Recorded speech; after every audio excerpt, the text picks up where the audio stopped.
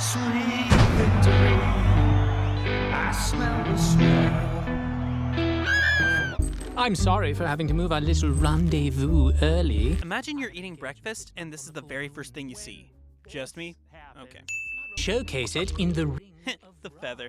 Told you, we're not bodyguards, okay? That was a one-time thing we did badly. Seems Lululand may have had deeper consequences than we thought. The interconnecting world seems to be really coming together here. I feel quite safe at the Harvest Festival. It's the same every year. And knowing a well-written show, it's gonna go badly. I love the fact the musical theater nerd has a musical ringtone. For some Harvest this year. The Harvest Moon Festival! Millie awoken by those words alone feels very accurate to relationships in general. Seriously, go and say your sleeping partner's favorite word. See if they wake up. You calling from? Mm-hmm. Of course. Blitzstillverse. Yeehaw!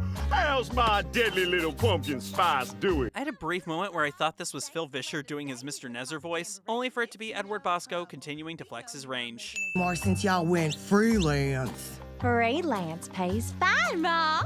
We're doing fine. It's fine. I sold tickets in New York City. I've had this exact same conversation before. Pleasure to finally meet the sperm and egg factory that popped out this little gem of an assassin. There are times you can tell Brandon Rogers wrote a line, but I'm not complaining about it. His writing is on point.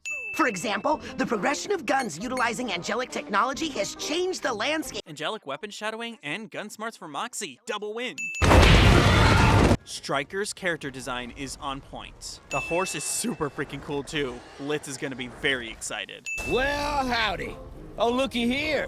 You must be the famous Mildred. So I'm not a Walking Dead watcher at all, but I do like Norman Reedus a whole lot. It's super cool the team was able to get him for Stryker's first appearance because he fits this role like a glove. Not many imps start businesses on their own.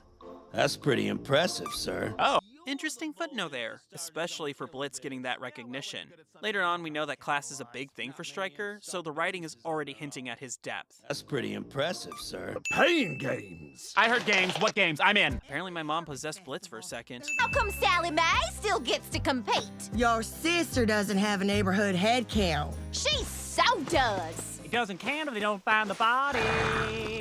Sibling rivalry. This is beautiful. Doing great, Moxie! Send me that video later. Aw, father-daughter bonding. Ow! My clavicle! It's so specific and it's so in character. They will eventually. Now they won't.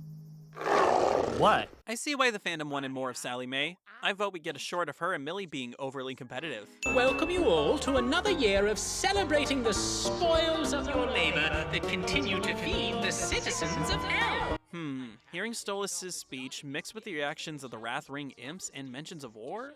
How far is this going to go later on down the road? And a games montage is the fastest way to show Moxie is athletically challenged. Motherfuck! We have a tie for winner of the Harvest Moon Pain Games. The winners are Stryker and my darling Mitzi. So Blitz and Stryker on equal footing? Makes sense for later. Sweet victory, I smell the smell. Up and stick. Apparently Sam Haft couldn't find any footage of Norman Reedus singing, so the team likes to claim they had the first public footage of Norman Reedus singing. Another win for that. And there's Celia Goncalves Impsona due to her love of Stryker. Sorry if I mispronounced your name. It's gonna be nice working with them. Working? What? Yeah, I asked him if he wants to join IMP. That would suck, but Blitz knows talent when he sees it. I was right, Blitz does love that horse. I think right here is when we noticed something very different was going on. First CG of the series, here we go. How in the did he get one of these? And a sweeping animated camera pan? While I'm relatively concerned by your possession of this, I think everyone watching this realized from now on, the show was never going to be the same. Every episode has been hinting at the deeper layers, but here we are revealing itself, and I am here for it. I'll go over this a little later on, but it seems Vivzy is really good at directing action.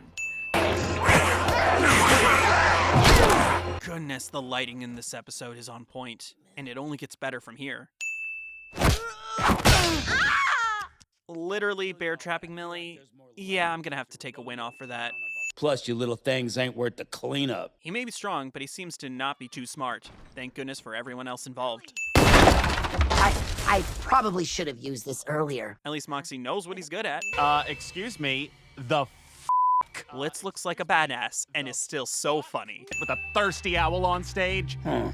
And now you seem disappointed. So this was the moment I had to go and look up how animation works and what compositing is, which you should go look up because it's neat. So if I get this wrong, I apologize, but the compositing in the sequence is on point. Kind. And you were so above sucking on a disgusting, rich, pompous Goetia. Stryker is so calm in this scene that it's unsettling, especially as he moves in on Blitz. Why struggle to run a business that is rigged against you? I love how Stryker is trying to tell him his job is rigged against him, but right behind Blitz is a photo of Millie and her family, seemingly hinting at what Blitz is gaining by being in the business. Oh, you daddy! What a great insult. Is Luna on break? 'Cause I get it. Holy crap, the action is so good in this. Relying on a weak little.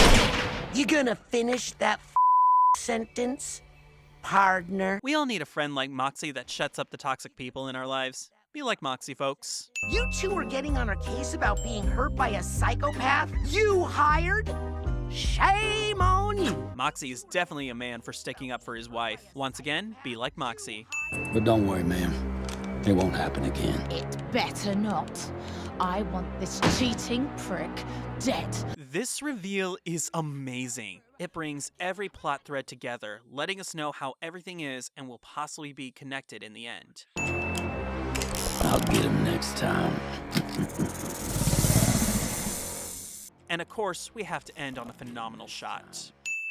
So here's something interesting about action that I've learned. If you can direct musicals, then action is definitely in your wheelhouse. Edgar Wright talks about it when directing Scott Pilgrim vs. the World, a brilliant movie which you should all go watch. But TLDR, Wright says for that movie, he found where songs would go and inserted an action sequence instead. Vivzi's direction takes that idea with intense action that is gorgeous. And it's very much shot and choreographed like a musical number. The storyboard team, Anne Vondra, Kyle Bullock, Zach Gearing, Ariel Somerville, and Nick Swift all knocked it out of the park for this episode, with amazingly timed gags and intense moments, and even freaking focus pulling. Jefferson Friedman, Matt Novak, and Christopher French's score was also incredible, with the Wild West themes and the fight music really amping up the atmosphere. And to reiterate, the compositing team did fantastic, especially with the lighting and atmosphere setting in every shot, bringing in so much life. Sarah Serval Fisher and their team did phenomenal work in this episode, and maybe even outdid themselves with Stoll's Lullaby in episode 2. This episode was also the big shift for the entire series. The hints of depth in every character in previous episodes all led up to this moment where Stryker attacks. And Vivzi talked about how nervous she was for this moment. In my opinion, it was fantastic and set me up to keep watching. I cannot wait to talk to you all about next week's episode, however, because it cemented so much of what I love about the show and what it's doing right now. So see you all then. Sweet victory with everything I do. With every talent, I'm so much more talented.